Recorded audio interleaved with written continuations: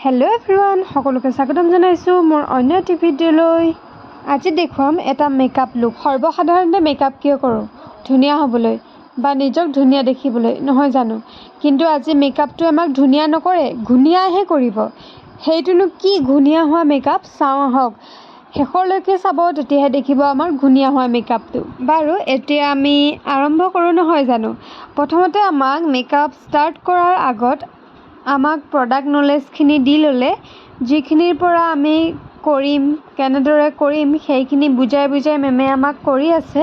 যেতিয়া আমাৰ makeup লুকটো complete হৈছিলে নহয়, মোৰ যে ইমানেই ভয় লাগিছিলে, মানে বস্তুটো যেন সঁচা তেনেকুৱা লাগি গৈছিলে, জানেনে? আপোনালোকে হয়তো ইয়াত ভয় নাখাবও পাৰে। মই ভয় খাইছিলোঁ কাৰণ মই ৰিয়েলত দেখিছোঁ। মই বুলি নহয়, আচলতে আমাৰ সকলো ষ্টুডেণ্টখিনিয়ে মেকআপ লুকটো কমপ্লিট হোৱাৰ পিছত সকলোৱে ভয় খাই গৈছিলে।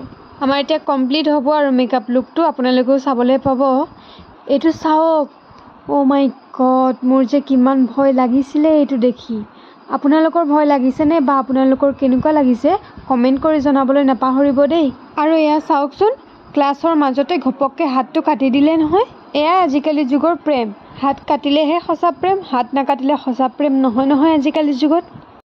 বাৰু এইবোৰ বাদ দিয়ক। ক্লাছ খতম কৰি আহিলোঁ ঘৰ, আৰু ঘৰ আহি পাই দেখিলোঁ আমাৰ ড্ৰেগন ফ্ৰুইটকেইটা কি ধুনীয়া হৈ আছে ন?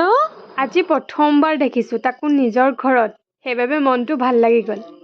ঘৰ আহি ইমান ভাগৰ লাগিলে, ভিডিঅ' বনাব আৰু মনেই নগ'ল। সেইবাবে কি আগতে কৰি থোৱা ভিডিঅ' তাকে দি আজি মই মোৰ ভিডিঅ'টো সামৰণি মাৰিছোঁ। কালিলৈ অন্য এটা ভিডিঅ' লগ পোৱাৰ প্ৰতিশ্ৰুতিৰে আজি মই ৰিচাই বাই বাই কৈছোঁ।